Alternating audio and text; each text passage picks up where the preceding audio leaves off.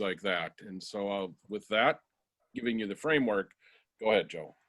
Oh, I get it first. Well, I can't tell a story without pictures. And so I'm going to share my screen here so I can share some pictures with you and try to give you a better sense of what's going on. And so there are three things that our team has been able to work on: the Adventures in Learning Live and the virtual field trips, and then the teacher workshops and the coaching. And the one that I'm most excited by is that last one. It's not that the first two lack some sort of pizzazz. I think that they're really good too. But frankly, I believe that the first two are sort of stopgap here until we can get back to doing things at Wolf Ridge. And I think that even beyond that, we'll still be doing some distance learning. I think this is a whole new world, right? But I think that the teacher workshops and the coaching is something that Wolf Ridge can really capitalize on for the future. And I hope to make the case that all of you will agree with me on that. And so here's the Adventures in Learning. That the Adventures in Learning Live is really based off of all of the Adventures in Learning lessons that we put together during the spring. And so Earthworks is just one of those examples. And that what we thought that we could do, low-hanging fruit, to use a phrase that I'm sure has been used at a variety of times during your meeting, is to pick something where it wasn't going to be an onerous task, where we could take something and bring it to life a little bit. So we might change the lesson a little bit. We might change the story map for a particular group. And we would also have some sort of a live component, but expecting that the students would be doing that particular lesson, whether it's earthworks or geology or birds or whatever it was that we did. That's the easy one, right? The second one is the virtual field trips. So if you think about Wolf Ridge during live times, I mean, when they're really here, this is what it looks like. It looks like students and teachers learning together and learning together about real environments, right? And those real environments might be lake study and chemistry. It might be Lake Superior. Oh my gosh, right? And there's so much that we could do with Lake Superior. It might also be skiing in the Northwoods.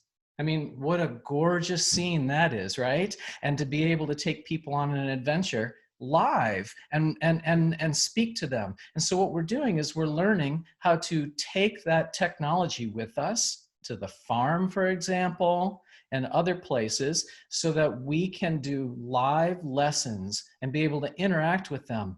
And I think that LBC and everything that we've been doing there, that we can bring that to life as well and tour the facility. We could also have people in different places of the world. One of the people that I'm working with right now is a biochemist and a lichenologist, and she's down in the Twin Cities, and she and I are working up a high school science chemistry lesson that we might do together. She's going to be there. I'm going to be here. Well, actually not here in my house. I'm going to be out in the woods with lichens, and she's going to be in the lab. And we can bring that to life for students anywhere on the planet. I think those are some amazing things that we can do, right? So those two things are things that we are doing right now, but we're also already into teacher workshops and coaching. And I've been traveling around, going to different schools, and I was at Prairie Creek with the fifth graders there. And you might be able to see the three open air tents that are there. They have three fifth grade teams. And one of the beautiful things that they were saying while I was there is now they can see into other people's classrooms and see what other teachers are doing. And in fact, one of the teachers noticed a bald eagle flying overhead, and he yelled, "Hey, there's a bald eagle." And all the tents, they just expanded, right? The kids ran out of the middle of their math class or whatever it was that they were doing, and they looked at the bald eagle, and that became part of the story. And so they realized now that they're not teaching alone anymore in little silos. They're doing it all together, and they're doing it outside. So that's one way that it might look. When I was in Monticello, I was with this particular fifth grade class, and they were doing a reading unit, and they were sitting out there in that shelter. And unfortunately, the teacher was really panicked about when it got to be cold, because you can see how they're dressed already, and it wasn't cold yet. So that's a real barrier that I'm trying to help the teachers to recognize.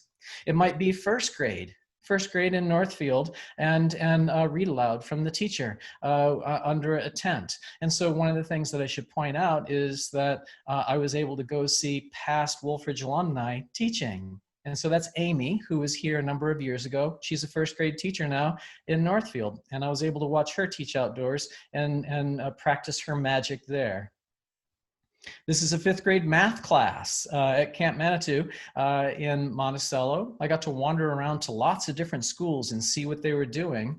And this particular teacher was very excited about teaching outdoors, but she just didn't fully understand that it was just teaching outdoors. She didn't have to know anything about the trees, but she was panicked and she was so worried about that. When I'm doing my math, aren't I supposed to be able to do something about the trees? And I'm like, no, do your math, but do it outdoors.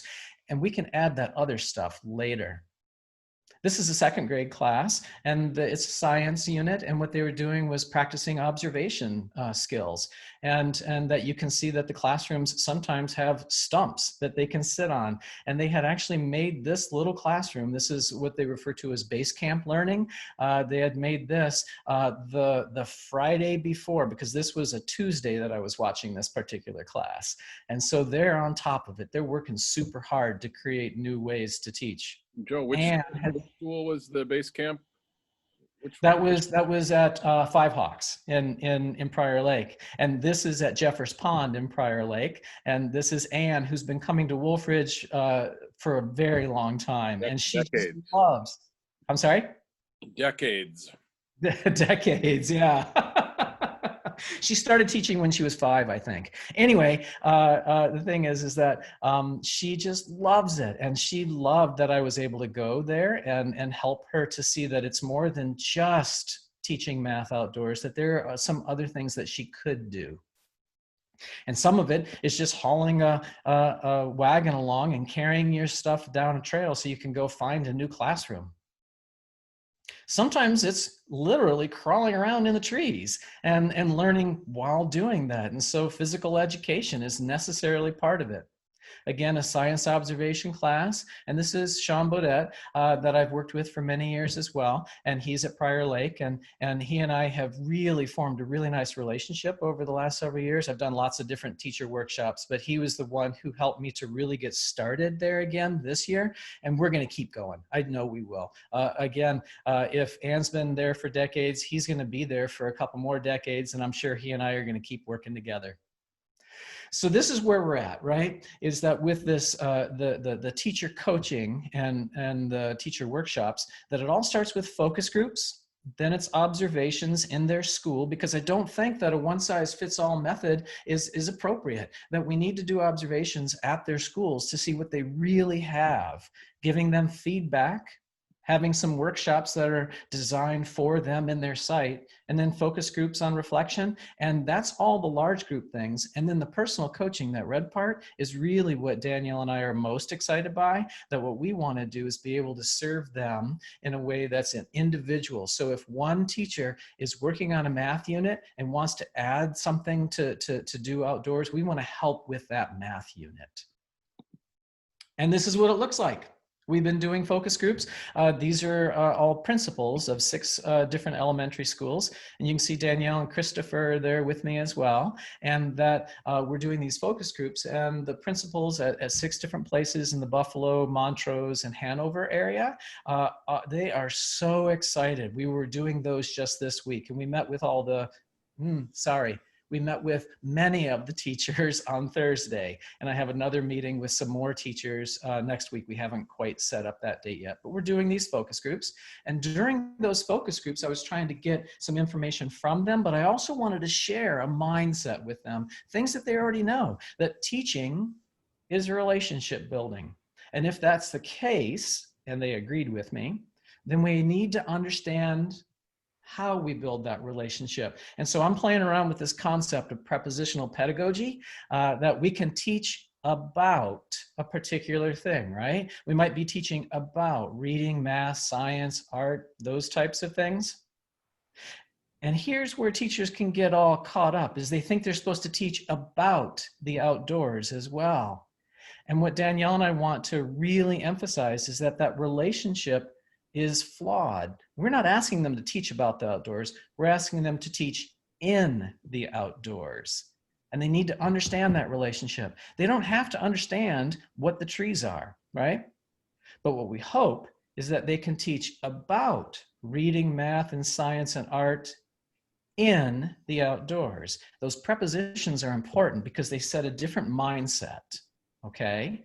And that mindset, we want to shift them from about to in, and with some coaching, we can get them to with and through as well.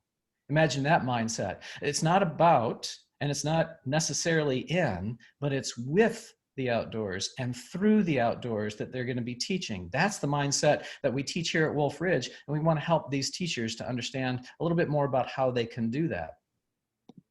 And this is why I think that that process, this teacher workshops and coaching, is so important for Wolf Ridge's future. Because if we can help them to understand how they can teach with and through the outdoors, then when they think about teaching about reading, math, science, and art, hopefully that'll feel awkward to them, and that they would rather teach with and through reading, math, science, and art. That's a fundamental paradigm shift for so many different teachers and so many of us who were taught about particular things, that it's hard to shift and think, how can it be taught with and through that?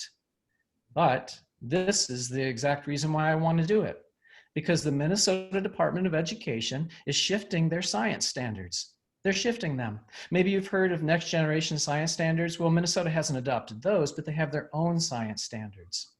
And that those science standards started in 2019, and teachers, I think in 3 years, are supposed to be implementing them. And teachers' minds are exploding. Their brains all over the walls. It's just they don't understand how to do this. That's where Wolf Ridge can step in. And so this is traditional education.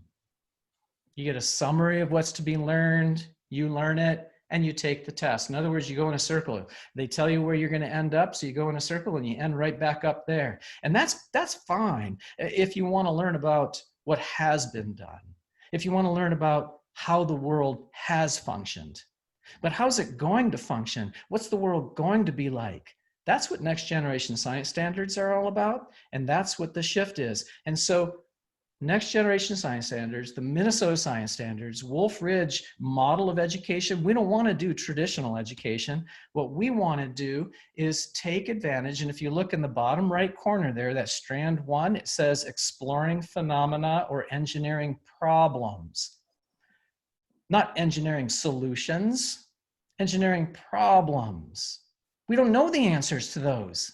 We don't know the answers, so we don't know where we're going to end up. And so it's a total different mindset. Teachers think they have to teach about a particular thing rather than let's go explore the world. We don't know what we're going to notice and how we're going to learn about it. And so these new things are all based on phenomenon-based learning, which is authentic, active learning, learning how to learn, and about collaboration.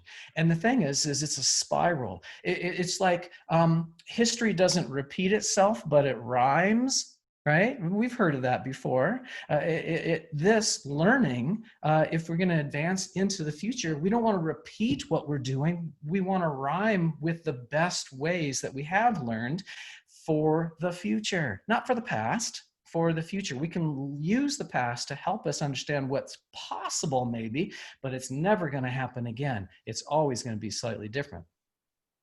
And that's what we've been doing. All the Wolf Ridge lesson plans have been built off of the spiral learning model. That spiral, which builds off of those philosophies, that phenomenon-based learning.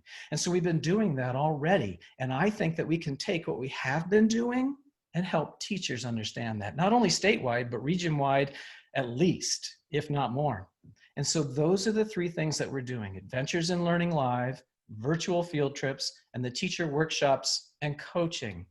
And I wanted to share one last thing, is that there's been a few of us who have been really active in creating this website, Teach Outdoors Minnesota. And it's more than just a website. It's a movement, is the way we'd like to say. And so Anna Dutke and I have been probably the primary people working on this. And the whole concept is we want to be able to build the concept throughout our region that teaching outdoors is not something to be afraid of, but something to embrace for so many different reasons. We've been working already, actually next Wednesday, we get to continue a workshop that we've been doing with teachers in Indiana, Tennessee, and Minnesota. And we're gonna continue that. It's a 5-part workshop once every few weeks that we get together. There are other things that we're doing. We're setting up for Minnesota Science Teachers Association to do some workshops there.